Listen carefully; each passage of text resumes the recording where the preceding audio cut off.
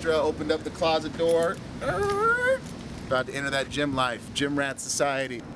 How to know your past to go to the future.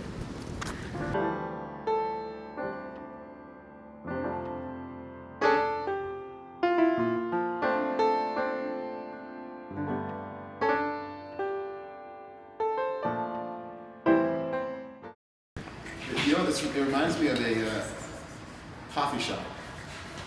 Yeah. Just this entrance right here. This is like Boulder, Denver 101. Like I feel like I'm just gonna open up the laptop. Look, I wasn't that far off. Get some work in. Get the Team Do Facebook page.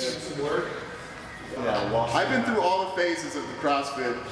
You know. Nanos, high socks. Need an arm tattoo. Yeah, I was going to say knee sleeves over your calves. Yeah. Knee sleeves over the calves, board shorts, no shirt, riding on the arm, obliques, looking like Froning. Sexy. Maybe a beard. Grow that beard out. Beard. And a fit aid. Oh, totally. All right, let's do this. I'm thinking skier, Okay. burpee box jumps, muscle ups. Burpee box jumps, muscle ups. And instead of muscle And ups, rower. And rower. And you can do 4. Oh God, that's pretty. And a rower. How many rounds? 4 rounds? 28-minute WOD. I don't have a CrossFit. It'd be fun to CrossFit with Jared because he's a CrossFitter now. Like the real deal shit. Crazy mother.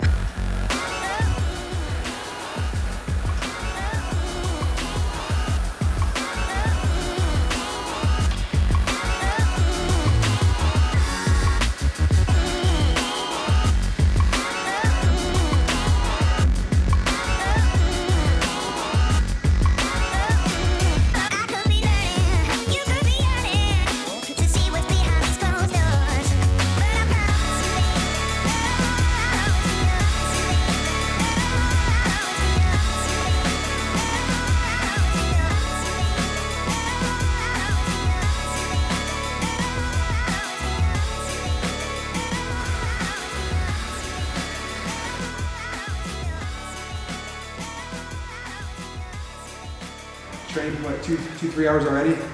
Gonna go eat, we're gonna go to Starbucks, work on programming, do video analysis. We're back here training again.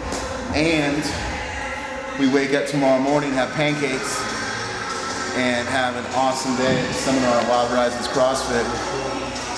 We lift some big weight all day. That's the day in the life right there. Train, coach train, coach train. Most athletes not get through the dark times. The hard training, the time where you're suffering, the time where everything is sore, the time when most people quit because that's when it gets hard and it shows who really has the grit to stay with it. And that's why we're called the Dark Orchestra, because you must go through the dark room to see the light, right? You know, somebody says in a weightlifting workout or in a WOD, oh, this is gonna hurt. And I'm like, and it should. Like a little bit of craziness, like this is the dark place, man. That's where all progress comes. What Jared's saying, when you're in the dark, it's nice to be in the dark with community. It's nice to be in the dark with a team. That's like, oh, you're going through hell? Shit, me too. Oh, we're going through hell together, let's push through. When you're going through hell together and you're in the dark by yourself, doubt kicks in. The thought of quitting kicks in. I'm doing something wrong. Kicks in. That's a big one. Yeah. Obviously, we're there trying to lead and facilitate the interactions, but at this point, a couple years in, it was like we planted the seed, and now it's just the tree is growing, the branches are getting wider. And even though you're lifting in your garage by yourself, you're really not, because you have hundreds and hundreds of athletes lifting with you, but you just can't see them.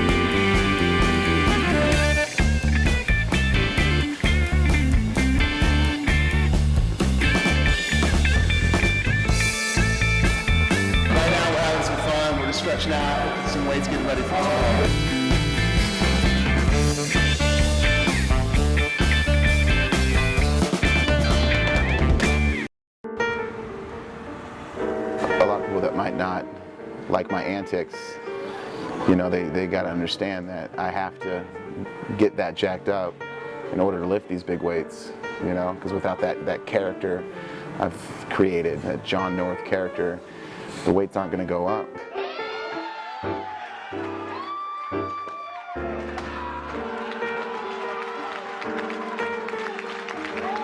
I'm so extreme that I need guidance, I need structure, I need someone to help me, you know, and to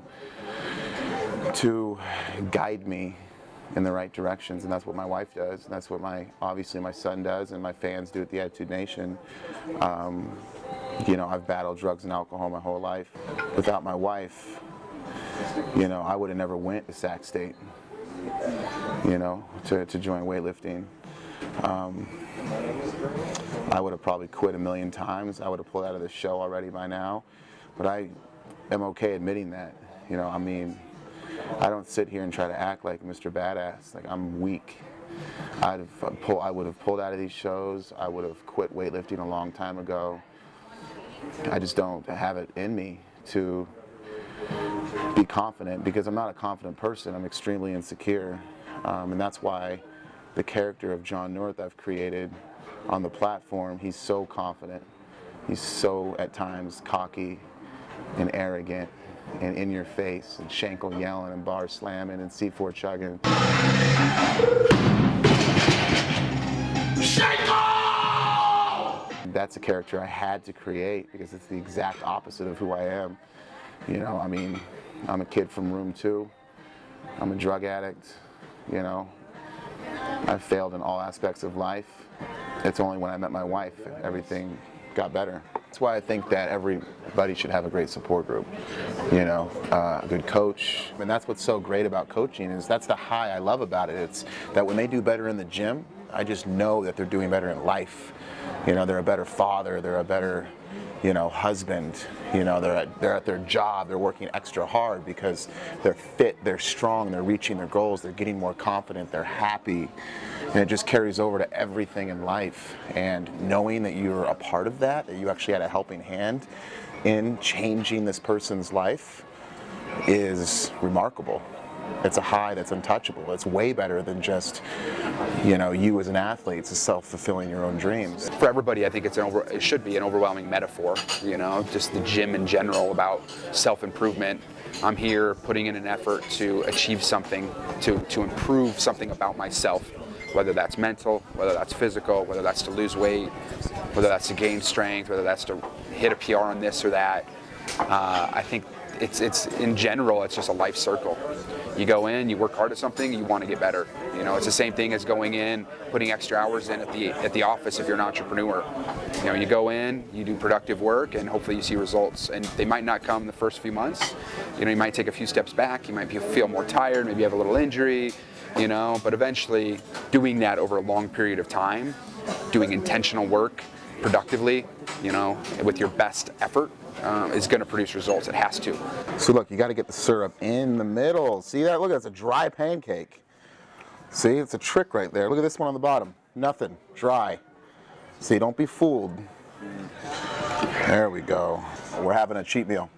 Stack of pancakes, some eggs. We're going to have a good day today. We're going to burn the gym down today. Well, it's a little extreme. We're going to burn it down. It's going to be fire. Literally.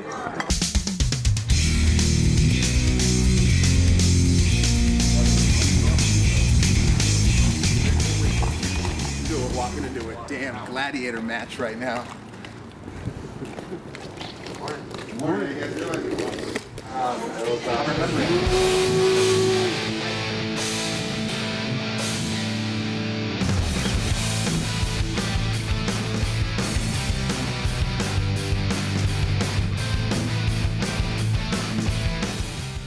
So a little bit about me, kind of how I got my start. I grew up in Iowa, won state in wrestling, so that was kind of my first big sport. Picked up weightlifting, just kind of randomly. I knew what it was. It's like, man, this seems pretty cool. It seems more athletic. It seems more challenging. And picked it up in 2010, started training myself, and then went to the Olympic Training Center in 2013 in Colorado Springs. And then September of last year, picked up CrossFit full-time. I was like, all right, September 1st, we're training CrossFit full-time. Ended up making regionals last year, and then did Grid League again this year, and then now I'm training again for the Open this coming year. So my story really quick was, you know, I was addicted to drugs from an early age, from like 17 to 16 to 21 at crystal meth. I was a meth addict for a good 4 years. I was in a crack house. Anybody seen the Flow Elite documentary on me? Oh, okay. So yeah, and I was in a crack house, and I was sitting there. I probably weighed 110 pounds. You know, my back teeth are fake. You know, I was bald. I was just pale white. I was a ghost. You know, and at this point, you know, like I've never lifted weights. You know, and some guy came down and put in Pumping Iron, Arnold Schwarzenegger. That was the first time I said, whoa, you could actually live in the gym and make a life out of it. And that's what I took from that documentary. I wanted to be free like Arnold. So I put down the meth pipe and picked up the barbell. And people always ask me if it was hard to quit meth, and I always say it was the easiest thing I ever did. People are always taken back by that, you know? And because when I grabbed that barbell the next day and started doing curls, and I felt that pump, that high was way better than any meth high, any drug high, just being in the gym lifting. And I don't know what got you guys here today. I don't know if it's a CrossFit bar, a weightlifting bar, a powerlifting bar, a strongman bar, a wrestling mat. I don't know what it was, but there was a barbell out there that you guys touched at one point that brought you here today. You know, and that barbell is fucking magical. So from here on out, it'll be like small lecture, demo, then you guys go do. The goal is for you guys to be to start maxing out, turning up the house music, chugging C4 at no later than 12:30.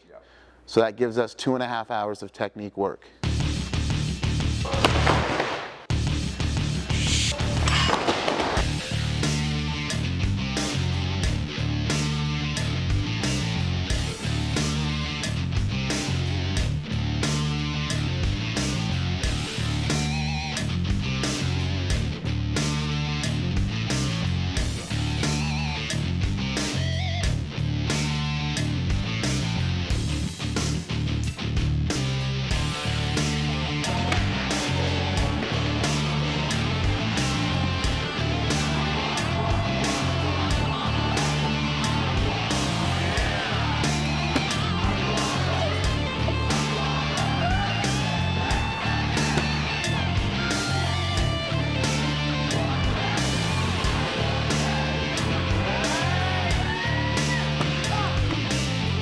I need guidance, and that's the gym. You take me out of the gym, I'll be a gutter in Vegas somewhere.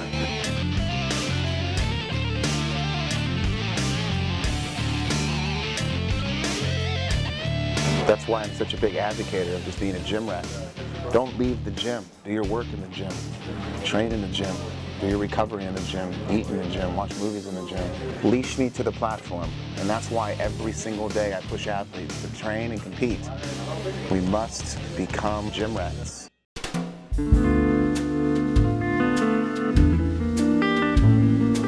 Everybody has this big stigma of the older you get, you lose a step, you become slower, all this kind of stuff. So if you look at the concept, why do you, as an older player, become slower? Why do you lose a step?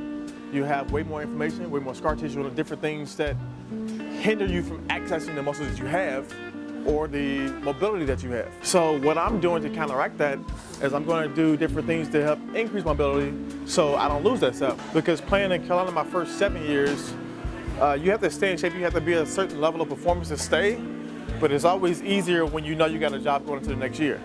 When you go to that period of free agency and not being sure and having to go through that whole process, that makes you kind of refocus and re-look at things. Most guys only play 3 years, they don't make it to 10 years, 11 years. So the fact that I've been truly blessed, so I'm trying to take advantage of every opportunity and give myself the best chance to be the best.